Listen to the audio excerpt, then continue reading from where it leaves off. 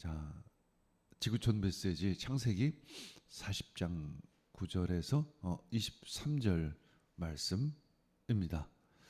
제목은 믿음. 우리가 사람을 의지할 것인가 아니면 하나님을 믿을 것인가 한번 질문해 보시기 바랍니다. 내가 무엇을 의지하고 있는가? 자, 힘 있는 사람을 의지할 것인가 아니면 하나님의 구원을 기다리고 또 믿을 것인가? 자, 요셉은 술 맡은 관원장과 빵 맡은 관원장의 꿈을 아주 정확하게 해석을 하죠. 한 사람은 복직이 될 것이고 한 사람은 처형당하게 될 것입니다. 이것은 하나님이 주신 지혜입니다. 하나님이 주신 은사입니다. 우리에게도 하나님의 은사가 다 풀어지기를 축복합니다. 하나님의 은사는 바로 하나님을 아는 것입니다. 하는 통로가 되죠. 요셉은 두 사람의 꿈 해몽을 하면서 자신의 처지를 생각합니다. 왜냐하면 자신은 히브리 땅에서 온 사람이다, 건너온 사람이다 라고 고백을 했기 때문에 그런 것이죠. 히브리라는 의미는 납치되다 또는 체포당하다라는 의미를 가지고 있습니다. 결국 자신은 형들에 의해서 납치되어 노예로 팔려온 억울한 사람이다. 이런 이야기를 하고 싶었던 것입니다.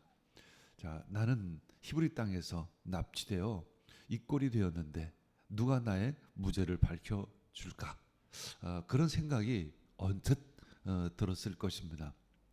한 사람은 복직되고 한 사람은 처형될 것이라는 그 꿈 해석을 앞에 두고 자신의 처지를 생각했을 것입니다. 그래서 요셉은 지푸라기라도 잡고 싶은 심정으로 술 맡은 관원장에게 간청하죠. 나를 기억해 주십시오. 그리고 나에게 은혜를 베풀어 주십시오.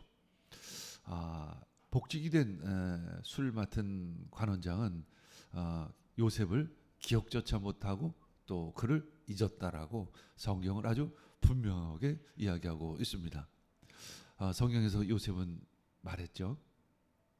나를 기억하라. 그리고 나에게 은혜를 베풀라. 그러나 술 맡은 관원자는 요셉을 기억조차 못하고 그를 잊었다. 이렇게 표현을 합니다. 이렇게 잊게 한 것도 하나님이시고 또 기억하게 하시는 것도 하나님이십니다. 성경은 사람을 의지하지 말고 하나님을 믿으라고 하시죠. 만일 술 맡은 관원장이 그 즉시 복직이 된 즉시 요셉을 기억하고 바로 왕이 선처를 베풀어서 석방이 되었다면 어떻게 됐을까요? 요셉은 고향 땅으로 돌아갔겠죠. 그렇다면 10년간의 세월은 어떤 의미가 있을까? 그리고 하나님의 그 큰 은혜, 하나님의 큰 구원을 그들은 맛보지 못했을 것입니다. 하나님은 2년을 더 지나 바로 왕이 꿈을 꾸는 때에 요셉의 꿈을 이루어 주실 것입니다. 하나님께서 큰 구원으로 그 가족 가운데 오실 것입니다. 사람은 의지할 대상이 아닙니다. 우리가 절망과 좌절 가운데 다시 일어설 수 있는 것은 말씀이 나에게 믿음을 주시기 때문이죠. 그래서 우리는 아침마다 말씀을 묵상하면서 요셉에게 오신 그 하나님, 그 하나님의 인도하심이 바로 나에게 역시 또한 똑같이 적용된다는 것을 알게 될 것입니다. 히브리서 11장 13절 믿음으로 우리는 세상이 하나님의 말씀으로 지어졌다는 것을 깨닫습니다.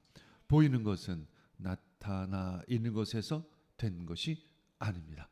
아멘. 자, 창세기 40장 14절 당신이 잘 되거든 나를 생각하고 내게 은혜를 베풀어서 내 사정을 바로에게 아뢰어 이 집에서 나를 건져 주소서. 이 집은 또 고향집을 또 염두에 두고 얘기하기도 합니다. 왜냐하면 이 집은 감옥은 자신의 집이 아니라는 것을 의미하기도 합니다. 그러나 진짜 그 큰 은혜 누가 주실까요? 그 큰 은혜는 하나님으로부터 옵니다.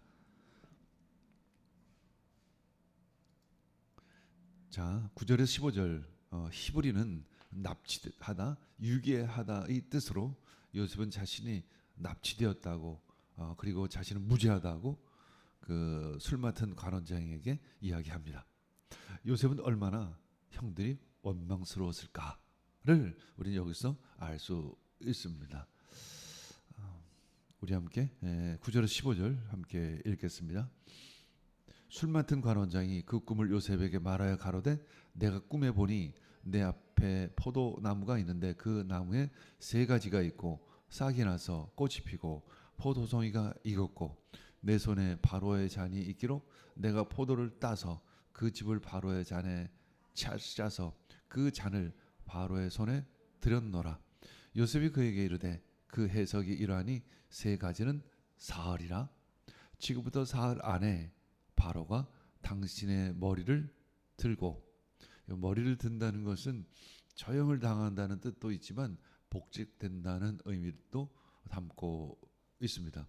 당신의 전직을 회복하리니 당신이 이왕에 술 맡은 자가 되었을 때 하던 것 같이 바로의 잔을 그 손에 받들게 되리다. 그러니까 당신이 전에 했던 그 술 맡은 직분을 다시 회복하게 될 것이다. 14절 당신이 득의하거든 복직하거든 나를 생각하고 내게 은혜를 베풀어서 내 사정을 바로에게 구하여 이 집에서 나를 건져 내소서. 나를 구원하소서. 그러나 구원은 누구에게 있을까요? 사람에게 있는 것이 아니라 하나님에게 있습니다. 나는 히브리 땅에서 끌려온 자요 여기에서도 오게 갇힐 일은 행치 아니었나이다. 떡 굽는 하였나이다. 자, 우리 그다음 자 16절 19절 읽겠습니다. 이건 어떤 내용이 있을까? 기억하지 못했다. 그리고 그를 잊었다는 표현은 요셉의 그 기대가 아주 무너진 아주 절망적인 상태를 표현합니다. 이 문장은 이 당시 상황을 묘사하기도 하지만 요셉의 심정을 묘사하기도 한다라는 것이죠. 얼마나 요셉이 실망을 했을까? 그리고 얼마나 기대했을까? 얼마나 그 술 맡은 관원장의 소식을 기다렸을까? 그러나